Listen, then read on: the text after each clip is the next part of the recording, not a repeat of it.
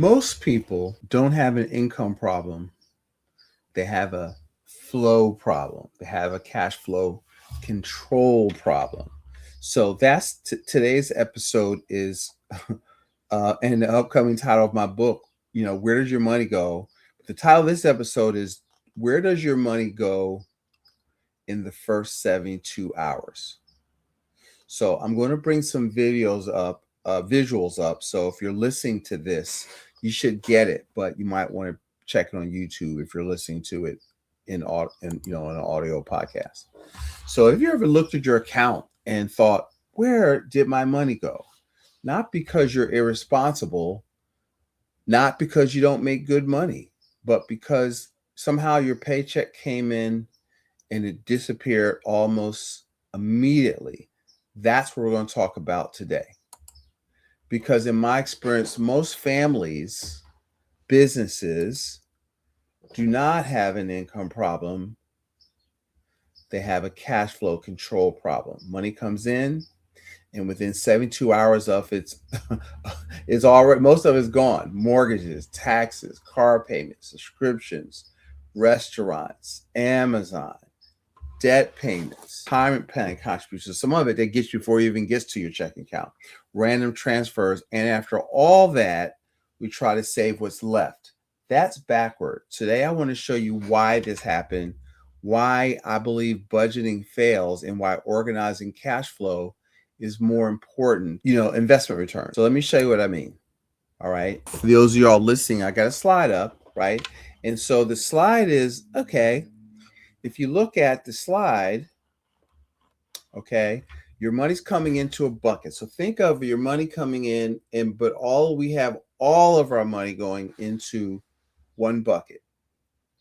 And then out of that bucket, I usually break it down to three things. You got your fixed bills, debt payments, so mortgages, car payments, utilities, sometimes tuition. You've got lifestyle money, gas, eating out. You've got your discretionary money. And so, it's all in one bucket. So if it's all in one bucket, guess what? They get paid first. Most people they pay themselves last. But the first rule of wealth, I always ask our clients is, what's the first rule of wealth? He goes, get out of debt? No, it's not get out of debt. It's pay yourself first. You have to build up capital. That's what gives you peace of mind. That is what staves off, what's the word?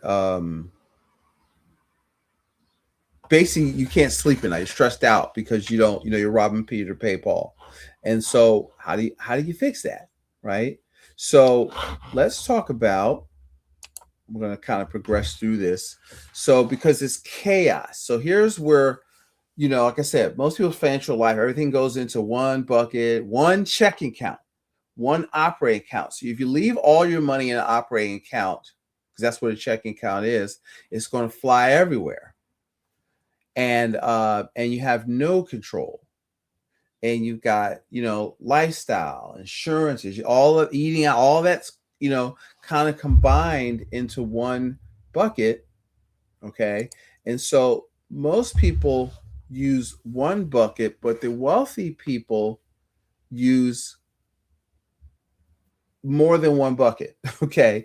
And it's a system, right? So when money comes in, one of the things that we teach, and at the end, I'll put a link to my mini course of a tool we use called Currents. But I just want you to visualize this. You've got to, we call it tell your money where to go instead of asking where it went. And so you just can't let money come in and just do whatever it wants to do. Even some of you are listening, and then we have a program where we help them we call it debt free for life, but I won't even let people do that strategy if we don't get control of their cash flow. So you can't, there's only so much to cut. So people first, they don't want to budgeting, because budgeting is like dieting. Who wants to do that? You can't live in a system of perpetual austerity. Okay. And because it's frustrating. It's scarcity focused, right? And you need to have a focus on how can I expand my means, not can I shrink my means. You can't shrink your way to financial independence if that's your goal, right? So that's what we're going to talk about. So what you want to do is you fall to a level of your systems, okay? And you want to separate income from consumption. So we teach a reservoir account, and then because your income is going to go up, but see, the thing that kills people is what is called Parkinson's law. So Parkinson's law, whether it's personal or business, says expenses rise to meet income. And so, you know, what I get when people come in, one of the first things that we do in the Money for Life Blueprint, the first thing we do is what we call it cash flow control. You know, you have to take the mystery out of money. And so where did it go? And so if think about this, if you're listening to this and you have a job, right? But if you are running a business, your household is a business, right? So would you run a business? How well and how long would your business last if you didn't track, all right, here's what came in, here's what we made, and here is what we spent. You can't look at, so you look at your bank account, what's it called? Bank book accounting. And say, well, I have no money in account. I guess the budget's empty. So you can't live like that, right? So budgeting alone is like driving a car looking through the rearview mirror. Business owner. So if you're getting your profit and loss, again, that's an accountant tool to track your expenses for tax deductions, but you can't, it's not a management tool for you to manage your business because it's not real time. And you're really looking at history. So by the time you get your P&L, it's like the 10th or so of the month, and that is over, right? You're looking at history, right? But so you need to forecast it and create a system, what we call a map, okay? So that when your money has a journey, right? So there's principles to it, you know, like you got to spend, you're really the first person you got to stamp on your forehead. I don't care what you make, is that principles, or, you know, you got to, one of the principles is you got to spend less than you earn, right? Because, so thank you, Myron Golden. He says that if your outflow, your expenses exceeds your inflow, then your upkeep becomes your downfall. Okay. So if you look at this cash flow map, you know, you've got income, you've got principles of cash flow. What's the purpose? What are your priorities? You know, how are you protecting, and what's your perspective? So, you know, if you're a business and you listen to this, you need to have multiple accounts. Like you might have an inflow account, but you need to set aside money off from the get-go for profit, right? For reinvestment in the business, a percentage. I don't care what it is. I try to see if people can do 10%, but if it's 5%, it's really more so the habit than there is the amount that you separate it. Because if you leave all your money in operating, you're gonna spend it, right? And all of it's not your money. All right. You know, there's protective expenses, insurances that are fixed bills that you got to have. You know, there's lifestyle money, business lifestyle, and personal. I was asking a gentleman I was consulting with this week. I said, well, I start with, what is your life cost? Oh, about $4,000 a month. But then if your business is only making $6,000, and let's say the business needs $3,000, because this business made out like $100,000, you know, only makes $3,000 a month, then you're short. You can't operate with that. So we're starting a small business profit lab. It's local here. We might put it online. But basically, if you can't pay yourself or set aside money for profit, that's your business talking to you. I would say you have a marketing and sales, maybe even a pricing problem. And so you need to evaluate that before you throw good money after bad and you don't know how you're going to make money, right? You just, let me just stay in the game, and, you know, all of a sudden you go broke, you've cashed in your retirement account or significant investments that go throw into your dream, but you didn't spend any time figuring out what the market wanted. right? And then you didn't tell your money where to go. You spend all your time putting out fires, okay? So we teach people to have a control center banking system, right? We want to focus on debt reduction. You want to have money set aside for opportunities, emergencies. You want to build legacy. So this is, kind of, I like pictures because I want you to think in terms of, okay, do I have these things going on? Okay. Do I have a way? Do I have a flow? What is the flow of my money from money coming in to sending it to where it needs to go, making sure that you save and pay yourself first off of that? Okay. And because what we'll do is we'll just randomly give money to who's ever yelling the loudest. All right. And so you got to operate from the perspective is that, and so that gives you a certain amount of financial pressure if you don't have any liquidity. So you've got to prioritize. It doesn't matter the amount. Like I said, it's more so the habit. You got to prioritize setting money aside, setting money for emergencies and for opportunities to expand, right? To grow your business, to buy up competition, to buy equipment, for down payments or improvement on properties. And, I'm hoping that makes sense because right now, without systems, your money just goes willy-nilly, right?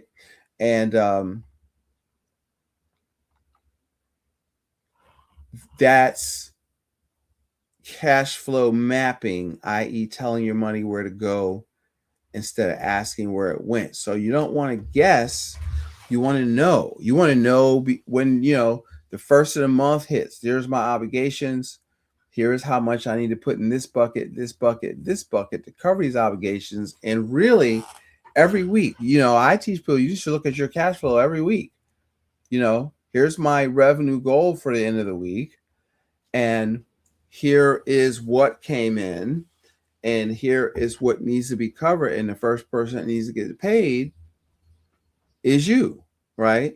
And because you have to run the business, you have to eat, you have a wife and kids, or a husband and kids. So the business first goal is to take care of you. It's not like I'm bootstrapping and maybe one day, someday I'll get money out this thing. I think that's a mistake.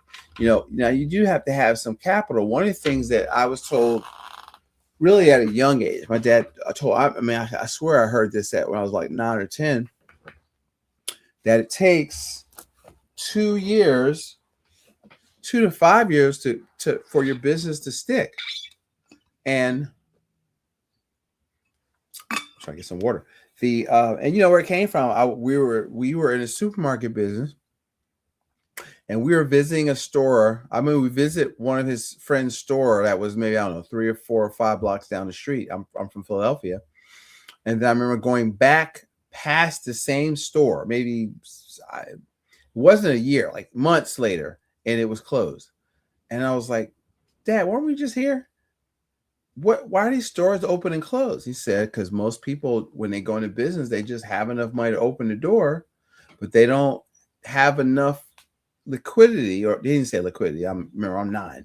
So they don't have enough money to stay in business, to restock your store, to, because even though you might be handling money, you're not making money. It takes a couple of years for you're making money. It could be sooner, I think, in the world of the internet, if you, really spend some time learning how to market, but you got to give your efforts time to compound. And what I find is people don't do that. So, here's the thing. All I want you to, this is a short lesson, is like, you got to tell your money where to go instead of asking where it went. If you need help with that, we have a money organization plan, whereas we will do your cash flow map with you. That's actually the first step of our overall system, but sometimes it's just a standalone piece, especially for business owners. But it's like, what's coming in, what's going out, what's the margin, what's the spread, and what should you do with that spread? So that's what you have to look at. And it could be as simple as, I'm telling you, getting a sheet of paper or like a little spot. I used to do it when we had a bar. I would just take a spiraling notebook. I would go in, out. I would draw. We open, 7 days. I draw a line at the top of the sheet. Sunday, Monday, Tuesday, Wednesday, Thursday, Friday, Saturday was my weekend, and then I had 2 shifts, and then I would go day shift, night shift. Day shift did $300. Night shift did $400. You made $700 that day. I would add that up at the end of the week. I had to do payrolls. I had to do utility bills during the course of the week. We had debt payments to pay off. And so you really have to be on top of your numbers. And it scares me because I see business owners that don't really watch their numbers like that. And that makes me nervous. Then they haven't, since they don't have their numbers, they haven't done their taxes in 3 years, right? So now you're stressed out, sort of waiting for the other shoe to drop because you know they're going to catch up with you. You're not setting aside money to pay your estimated taxes. So all of that. So when I see somebody, let's say you're employed, and I look at your map and I see money in the 401k, no savings, debt, and less than ideal credit. Those are symptoms, right? What's the symptom? Poor cash flow control, because you're making money. These people are making 120, 130,000, but that's what they look like. And they fund their 401k because they think they're supposed to save for retirement. But really what you're doing is you're putting money into little silos that you can't touch, right? You got 27% credit card debt, but you've got money sitting in an account you can't touch. And that rate is eating you alive. So you got to look, I try to put it in pictures for people and ask them, okay, what's the highest, best use of your money? And you got to look at the big picture, look at the flow, and is what you're doing taking you where you want to go? Is the key to ask yourself. So if you'd like a little assistance with that, go to our website, practicalwealth.net, and schedule a strategy session.